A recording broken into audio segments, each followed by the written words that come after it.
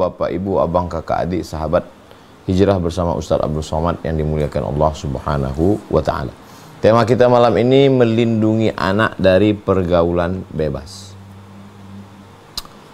Poin yang pertama,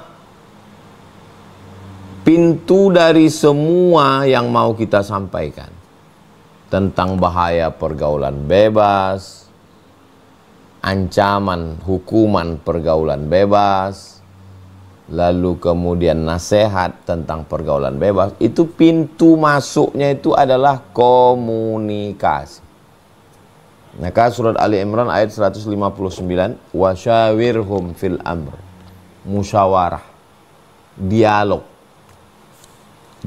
antara Luqman dengan anaknya, ya bunayya, dialog antara Nabi Ibrahim dengan Ismail, dialog antara Allah dengan Nabi, dialog antara Nabi dengan umat. Yas'alunaka 'anil khamri wal maisir, yas'alunaka madza yunfiqun, yas'alunaka 'anil yatama, yas'alunaka 'anil ahillah, sa'ala sa'ilun bi'adzabin waqi', yas'alunaka 'anil anfal, amma yatasa'alun 'anin naba'il 'azim. Ada dialog.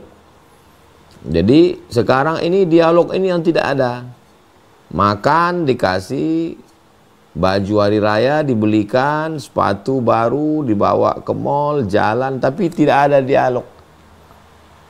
Sehingga kalau tidak ada dialog, ya kita tidak mengenal orang. Kita kenal orang itu kan dari ngobrol, dari dialog itu. Nah, jadi dibuka dialog. Kalau tidak bisa dialog secara lisan, ada sebagian orang dia buntu kalau ngomong, maka coba dialog secara tulisan. Ya, jadi coba dikasih dia kertas, apa yang dia mau. Dengan tidak ada ancaman. Kalau nanti terus terang, nanti malah akan terancam, itu orang tidak mau. Dia akan memprotek dirinya untuk tidak mau mendapatkan efek negatif dari berterus terang menjadi satu dosa. Orang kalau terus terang itu dosa, dia nggak mau. Dia akan tetap tertutup. Akhirnya mulutnya bilang iya, tapi sebetulnya yang dia lakukan tetap berjalan. Nah, kita tidak mau seperti itu. Jadi yang pertama kali adalah dialog komunikasi yang baik. Yang kedua, kita jelaskan efek dari pergaulan bebas itu. Apa efek negatifnya? Efek negatif. Nazratun, pandangan. Wabtisamun, senyuman. Fasalamun, salam. Fakalamun, ngomong. Famau'idun, janjian. Faliqa'un, pertemuan. Kalau sudah pertemuan, terjadilah apa yang terjadi. Berawal dari tukar nomor, mencari di FB, di IG, berlanjut ke WhatsApp, terjadilah apa yang terjadi. Malu kita untuk menceritakannya di depan orang-orang yang tidak layak untuk mendengar yang tidak baik. Nah, jadi itu kita ceritakan efek itu semua. Karena faqsusil qasasa, ceritakanlah kisah-kisah. La'allahum yatafakkarun, mudah-mudahan orang berfikir dengan kisah itu. Ada anak si fulan dibiayai belajar di luar kota, uang dikirim terus, terjebak pada pergaulan bebas, akhirnya hamil, laki-laki tidak bertanggung jawab, kuliah berhenti, paksa diungsikan, aborsi, ada yang tidak aborsi sampai melahirkan anak. Bagaimana masa depan dia? Bagaimana kalau menikah, apa ada laki-laki yang mau menerima? Kalaupun ada laki-laki yang mau menerima, bagaimana pandangan orang terhadap dia ke depan? Kan tidak selamanya hubungan itu baik. Iya kalau baik-baik, kalau pas lagi bertengkar kelahi, apa yang akan keluar dari mulut orang bisa aja dia silap khilaf. Lalu kemudian bagaimana dengan nasib anak tersebut? Siapa yang mau menjaganya? Belum lagi anak itu nanti dewasa, dia mau nikah, siapa walinya? Itu konfliknya merembet kemana-mana itu. Nah, itu kita ceritakan rasional, sehingga orang dalam kesadaran penuh berpikir nanti saat mengambil keputusan dia akan, oh ternyata kalau saya teruskan. Biasakan untuk mengambil keputusan dengan membuat garis di kertas. Bagaimana berpikir yang baik, garis di kertas, positif, negatif. Kalau saya ambil ini, apa positifnya, apa negatifnya, negatif. Kira-kira ini kalau saya teruskan ini apa untungnya buat saya? Hanya sekedar enjoy, jalan-jalan, fun, menikmati hidup. Apalah gunanya ke depan? Hanya ikut tren kawan-kawan. Nah, ini jadi efek negatifnya dulu. Kalau ini kena diabetes, gula berlebihan, nanti diamputasi, dipotong. Kalau sudah dipotong ini, kalau tidak dipotong kulit membusuk, dia akan merembet ke yang lain. Itu menimbulkan ketakutan dalam diri. Nah, maka dalam Islam ada namanya nadhir, peringatan. Basyiran, kabar gembira. Kalau kabar gembiranya, kalau nadhir, kabar peringatan. Hati-hati. Maka dalam Islam ada neraka, ada azab kubur. Nah, begitu juga dalam pendidikan, ya, supaya dia selamat dari pergaulan bebas ini, kita ceritakan efek-efek negatif yang terjadi. Berapa angka aborsi? Berapa yang mati? Bagaimana tingkat stres? Beberapa hari ini keluar di portal tanpa kita cari tentang anak muda yang pacaran, tingkat stresnya lebih tinggi, tidak fokus untuk belajar, kuliah dan lain sebagainya, prestasi kurang, emosi tidak stabil. Nah, ini secara kejiwaan. Itu tidak akan sampai kalau tidak ada komunikasi. Saya tidak mengatakan pertemuan itu komunikasi, karena banyak orang bertemu tapi tidak berkomunikasi. Ketemu, makan, jalan, pulang, nggak ada ngomong sama sekali. Nah ini, dalam komunikasi lebih baik pertemuannya singkat, padat, daripada panjang tapi nggak jelas apa yang mau diobrolin, apa yang mau diomongkan. Saya membiasakan komunikasi kalau anak saya, keponakan saya lagi libur sekolah, saya biasakan duduk. Saya to the point, bicara yang pendek-pendek. Kamu di pondok ini insya Allah selamat dari pergaulan bebas. Kalau di luar efeknya begini. Saya tanya, apa masih tahan di pondok? Masih sanggup? Masih kuat? Apa masalah di pondok? Apa masalahnya? Tak mau ngomong, tulis. Nggak mau ngomong sekarang, tulis nanti. Apa masalah? Gimana dengan kawan-kawan? Gimana dengan guru-guru di sana? Nah, jadi kita biasakan untuk membuka komunikasi yang baik. Setelah kita bicarakan efek negatifnya, yang kedua adalah Bashir, kabar gembiranya. Kabar gembiranya, kalau kamu bisa selamat melewati masa-masa genting, masa-masa anak muda ini, ya kamu bisa kuliah selesai S1, S2, S3. Kamu bisa menikah dengan orang yang tepat, orang yang baik. Kamu dihormati, dimuliakan orang. Kamu punya percaya diri untuk ngomong. Kamu akan dimuliakan Allah karena kamu selamat dari maksiat. Kamu masuk dalam golongan syabun, anak muda, nasya'a fi ibadatillah, anak muda yang tumbuh dalam beribadah kepada Allah. Nah, jadi dengan itu ada efek negatif, ada positif. Ada targhib motivasi, ada tarhib ancaman. Jadi mesti seimbang. Ini metode-metode dakwah. Metode ini diambil dari hadis-hadis Rasulullah, ayat Al-Quran dan hadis-hadis Rasulullah Sallallahu Alaihi Wasallam. Nazir, ancaman. Berikutnya yang keempat, menarik ke diri. Ini diambil dari hadis Nabi Sallallahu Alaihi Wasallam ketika ada seorang laki-laki minta, izinkan saya berzina ya Rasulullah. Nabi SAW tidak marah, tapi Nabi menarik ke dirinya. Bagaimana kalau orang berzina dengan anak perempuan? Bagaimana kalau orang berzina dengan istrimu? Mohon maaf. Bagaimana dengan ibumu? Bagaimana dengan saudaramu, saudarimu? Itu biasanya kalau ditarik ke diri berbeda. Kita selalu melihat itu di luar diri kita, orang lain. Tapi kalau ke diri kita, kau sekarang playboy, pacaran dengan anak orang. Gimana kalau anakmu nanti? 20 tahun akan datang, kau menikah, kau punya anak. Gimana kalau anakmu yang digitukan orang?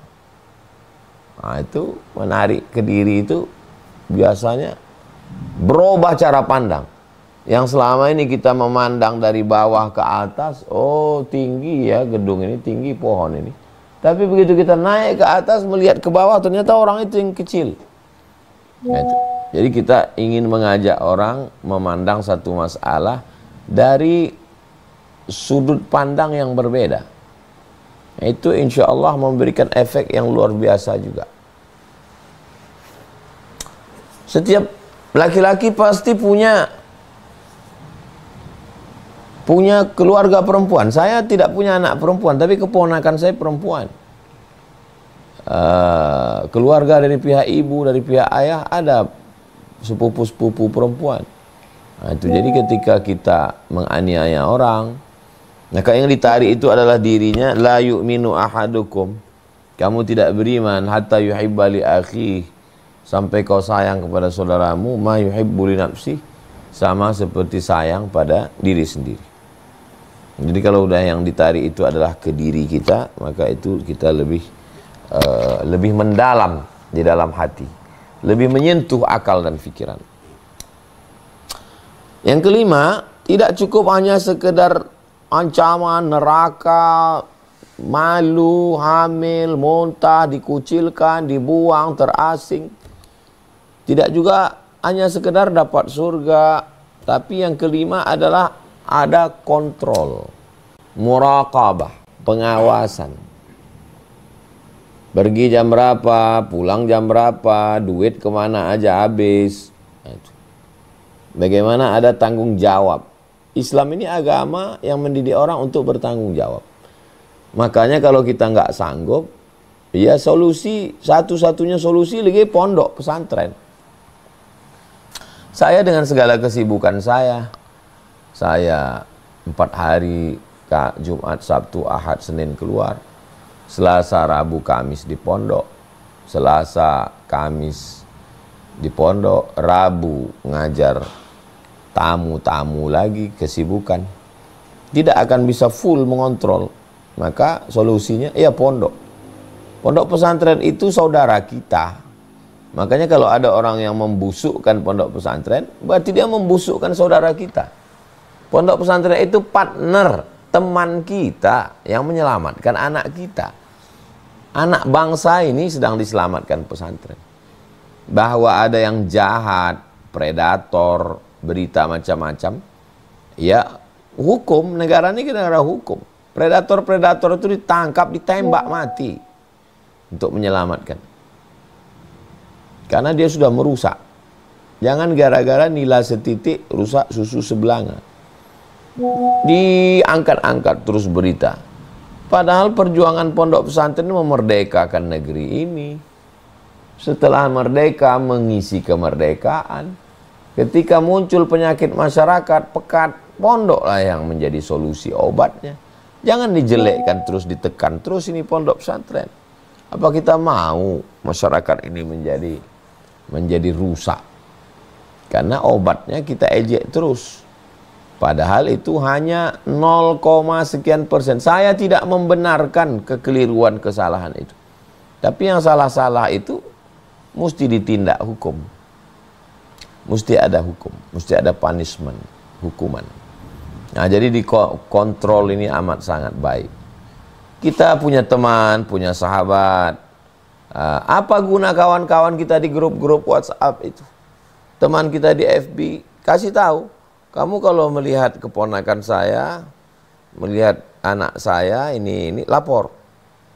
Dan ketika kawan-kawan kita lapor, kita jangan malah mengamuk. Kita menganggap mereka merusak harga diri kita, padahal ini adalah amar ma'ruf nahi mungkar. Saya lihat ini posting dia begini, ya terserah dia kan udah dewasa. Loh, kok malah kita jadi membela kan? Karena kita menganggap dia sudah melampau batas, dia udah masuk ke rumah kita. Kamu teman saya, jangan masuk-masuk. Ini wilayah protek saya. Oh, nggak bisa begitu. Ini amar ma'ruf nahi mungkar. Justru teman yang baik adalah teman yang menunjukkan kekurangan kita. Ini anak bapak ini begini. Ini dia begini. Nah, kadang ada yang langsung, ada yang tidak langsung. Kalau segan langsung menyampaikan ke saya, ya melalui orang lain. Ada tim UAS, ada kawan-kawan saya, ada sahabat saya. Sampaikan bahwa begini. Nah, itu ini bagian dari pengawasan kontrol. Yang keenam ini ada gharamah, punishment, hukuman. Tidak cair subsidi, dikurangi uang belanja. Di Al-Azhar ada hukuman kalau tidak lulus 3 mata kuliah, gagal, potong beasiswa 25%. Nggak lulus lagi 2 tahun, potong beasiswa 50%. 3 tahun nggak lulus, putus, nggak dikasih tiket pulang. Nah, jadi nggak bisa, karena manusia ini tidak takut dengan ucapan. Tapi kalau ada ancaman, nggak cair uang, ini motor nggak boleh dibawa, uang minyak, duit jajan sekolah. Nah, ini balik lagi kepada tega. Jadi dalam pendidikan ini memang mesti ada tega. Banyak orang yang mungkin dulu waktu hidupnya berjuang, sulit, susah, ketika punya anak, ingin membahagiakan anak dengan jor-joran, memberikan fasilitas, dari mulai kamar, kendaraan, uang jajan. Dia tidak sadar bahwa itu sebenarnya merusak. Jadi punishment, hukuman mesti ada. Ada video yang saya share beberapa hari yang lalu, tentang orang melihat Tuhan itu begitu kejam. Kullama nadijat juluduhum, ketika kulit mereka melepuh karena terbakar, badalna juludan ghairaha, kami ganti dengan kulit yang baru. Kulit yang hancur, melepuh, terbakar, ganti kulit yang baru, bakar lagi. Punishment. Kejam sekali Tuhan itu, kata dia. Tuhan apa ini yang kejam sekali begini? Tapi begitu melihat perlakuan orang Israel ke Palestina, memang layak hukuman Allah ini. Bagaimana dengan kekejaman Fir'aun, kekejaman Namrus? Nah, jadi kalau kita anggap ini saya nggak sayang sama anak ini, maka definisi sayang itu bagaimana? Allah Subhanahu wa Ta'ala memberikan kita kasih sayang, tapi kasih sayang yang benar adalah yang menyelamatkan orang lain. Bukan kasih sayang yang justru menjerumuskan ke dalam azab Allah Subhanahu wa Ta'ala. Poin yang ketujuh, semua sudah dilakukan, dialog sudah, efek negatifnya begini, yang positifnya begini, ditarik ke diri, kontrol sudah, hukuman sudah, ad-du'a silahul mu'min. Rabbi habli minas sholihin, Rabbi habli minas sholihin, Rabbi habli minas sholihin. Berikan aku anak yang soleh, ya Allah.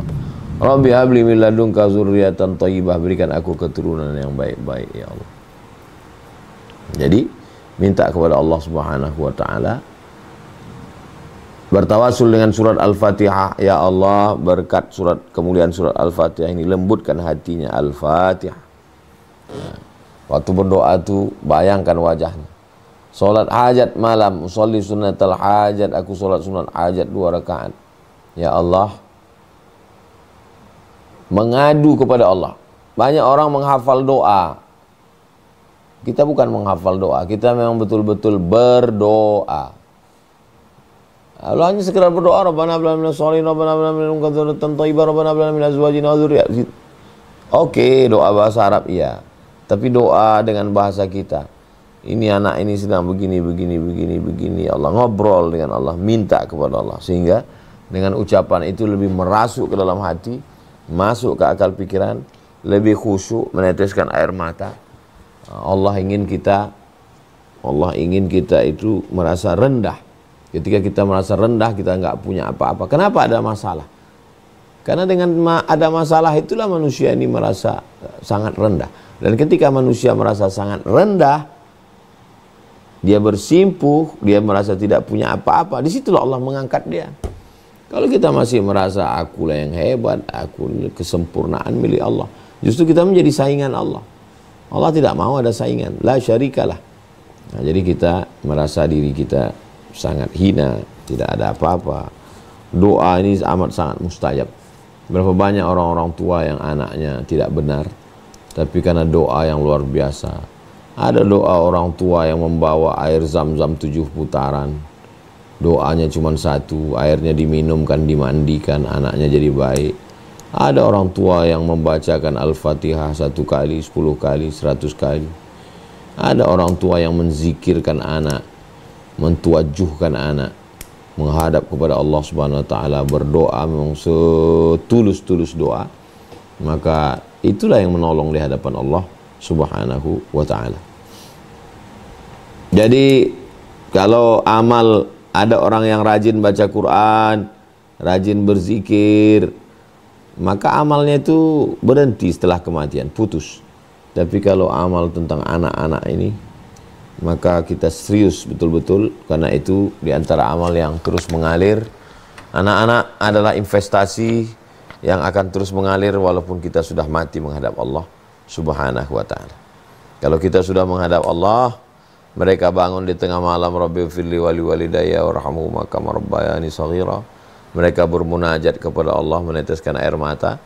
Disitulah kebahagiaan yang tidak terhingga dari seorang hamba Allah, karena sudah berhasil lewat dari satu ujian. Innama amwalukum wa auladukum fitnah. Fitnah itu artinya ujian. Fitnah artinya azab. Dia bisa menjadi nikmat, tapi dia juga bisa menjadi azab. Itulah 7 poin yang usaha ikhtiar kita untuk menyelamatkan anak-anak kita dari pergaulan bebas. 30 menit saya kembalikan ke Bang Alvin Firdaus. Terima kasih. Wassalamualaikum warahmatullahi wabarakatuh. Waalaikumsalam warahmatullahi wabarakatuh. Syukran jazakallah khairan kasiran pada guru kita, insyaallah 7 poin tentang bagaimana melindungi anak kita dari pergaulan bebas. Materinya cocok banget ya Bapak Ibu untuk para pendidik, para guru-guru, ya, ya kalau secara umum untuk orang tua. Ya, 7 poin itu tadi pertama dialog, komunikasi, yang kedua menyampaikan nadhiron, efek negatifnya, kemudian basiron, menyampaikan kabar gembiranya. Eh, Kalau kita bisa terhindar dari pergaulan bebas. Kemudian poin keempat menyampaikan dengan menarik kepada diri sendiri. Yang kelima, murokobah, itu kita melakukan kontrol pada anak-anak. Yang keenam, punishment, kasih hukuman. Dan terakhir, tidak ada yang lain yaitu doa. Minta kepada Allah supaya dilembutkan hatinya, supaya tujuan kita mendidik anak Allah terlibat di dalamnya, gitu ya, Insya Allah. Baik, uh, kita langsung masuk ke sesi tanya jawab, Bapak Ibu ya. Yang ingin bertanya, saya persilahkan. Di situ ada fitur raise hand. Saya izin turunkan dulu, lower all hand. Nah, sekarang silakan angkat tangannya, sampaikan pertanyaannya. Oke, Ibu Anti dari Pekalongan. Mic-nya dibuka, silakan. Assalamualaikum warahmatullahi wabarakatuh. Terima kasih atas kesempatannya. Ustadz, eh, saya ingin bertanya sampai batas mana, misalkan usia anak saya kan sudah mahasiswi. Eh, Orang tua wajib atau berhak mengontrol ibadah anak. Itu saja Ustadz. Terima kasih. Tahun 2019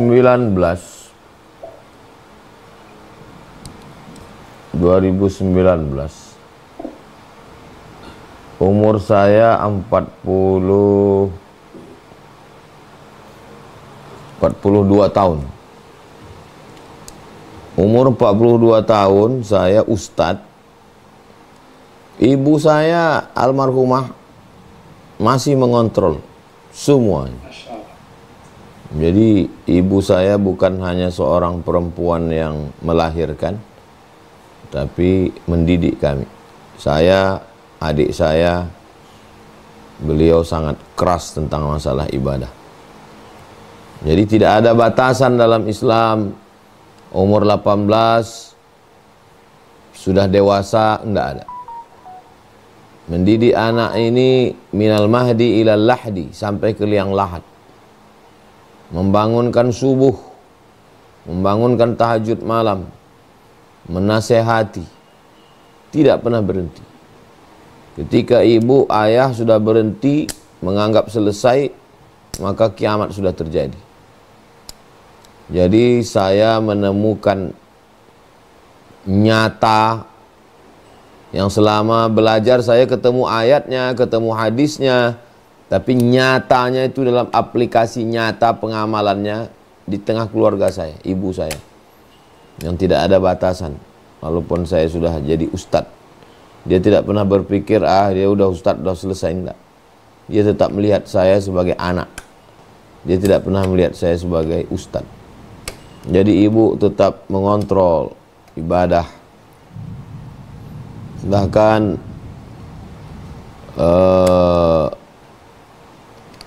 ada orang-orang tua yang cuek, yang tidak mau tahu, diam. Memang ada tipe begitu. Tapi ada orang tua yang bicara, ngomong, speak up. Maka dalam Islam orang tua itu mesti ngomong, mesti bicara. Bedanya ada yang ngomong banyak, ada yang ngomong pendek. Kalau termasuk orang yang tidak suka merepet, ngomong pendek, tetap pendek. Sholat kamu, pakai hijab, jilbab panjang, jaga pergaulan. Jadi tidak ada pernah berhenti. Kapan kita berhenti? Dia mati atau kita mati. Kalau bahasa ibu saya dulu gitu. Aku nih berhenti bercakap dua gendangnya. Kalau tak aku mati, kau mati. Kalau kau mati berhenti aku bercakap. Kalau aku mati nanti kau udah nggak dengar lagi. Betul cakap dia. Meninggal dia, berhenti mendengar, rindu pula mendengar cakapnya. Menanya ibadah kita segala macam. Demikian ibu, mudah-mudahan kita tidak pernah lelah menyelamatkan anak-anak kita. Amin, amin, Allah. Ya Rabbal Alamin. Jazakallah Ustadz. Jazakallah. Al-Fatihah. Waalaikumsalam. Terima kasih Ibu Anti. Mudah-mudahan menjawab pertanyaannya. Kita lanjut ya. Berikutnya saya persilahkan Ibu Mia dari Lombok.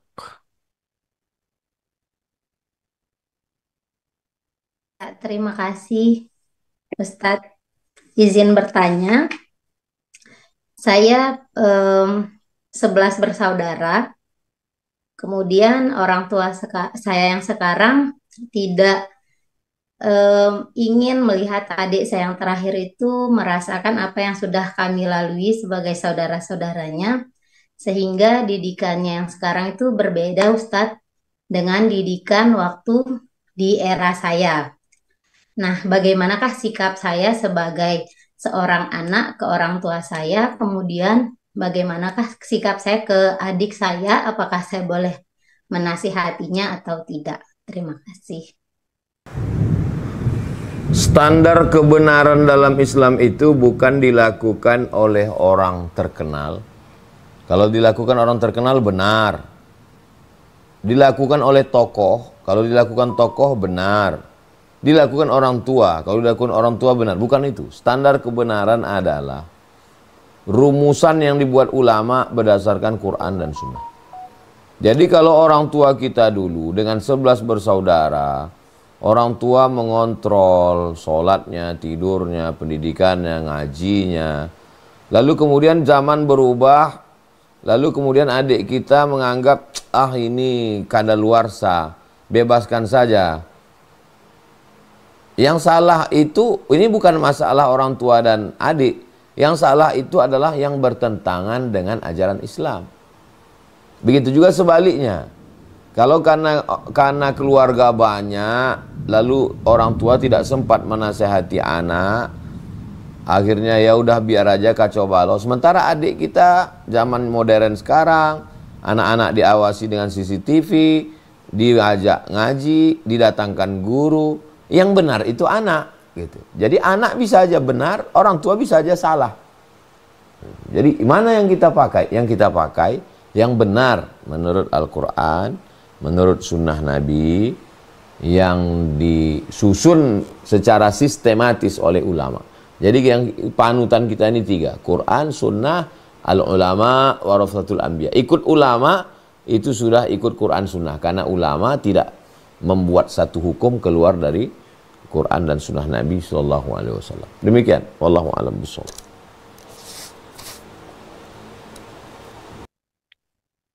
Terima Terima kasih. kasih. Ya, Oke, terima kasih Bu Mia. Kita lanjut ya. Bapak Ibu, mohon maaf malam hari ini salah sampai jam 9 ya, sampai jam 9 malam. Kita lanjut penanya berikutnya ke Ikhwan. Eh, Bapak Ikamullah dari Serdang, dari Deli Serdang. Buka dulu mic-nya.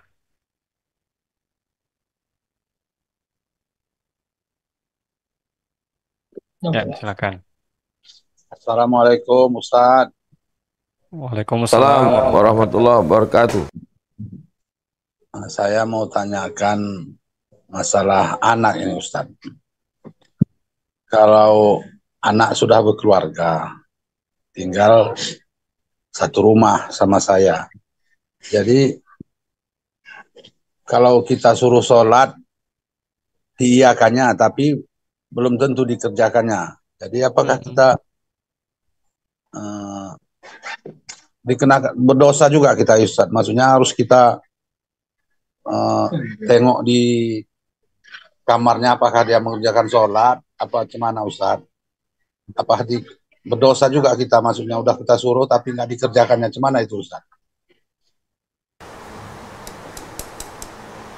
Sekian dan terima kasih Ustadz, mohon penjelasannya. Muru auladakum bis shalah, suruh anak kamu salat, wahum abna'u sab'a sinin. Suruh dia salat umur 7 tahun. Wadribuhum fil ashrah, dipukul umur 10. Kalau sudah akil balik tak salat diusir. Kami dulu yang paling keras ibu. Kalian kalau tak sembahyang jangan di rumah nih, aku tak mau serumah sama binatang. Keluar kalian dari rumah. Tak ada kami berani melawan. Saya laki-laki, adik saya laki-laki. Keras memang pendidikan ibu saya. Keras. Tak ada tawar-menawar sama dia. Jadi anak-anak ini dia dites-tesnya dulu. Kira-kira kalau gini ku buat apa respon? Kenapa bisa berani dia? Karena dia nengok tak ada ketegasan. Karena tak ada ketegasan, ya itulah sampai dia tua. Kalau dari kecil terlonjak-lonjak, sudah besar terbawa-bawa, sudah tua terubah tidak. Tapi kita tidak pernah berhenti. Saya pun bisa saja mengalami kesilapan, kesalahan. Jadi kita tetap perbaiki, kita nasihati. Kita hadirkan ustadz pengajian keluarga di rumah tentang sholat. Kita kirim terus di grup keluarga pengajian. Kita tanya udah sholat atau belum. Tak pernah muak kita. Karena ini tanggung jawab kita di hadapan Allah SWT. Kullukum ra'in. Doa juga kita tiap malam, ya Allah bukakan pintu hatinya supaya sholat, ya Allah. Tak pernah berhenti. Insya Allah. Mudah-mudahan Allah berikan hidayah untuk anak-anak kita, insya Allah. Terima kasih Ustaz.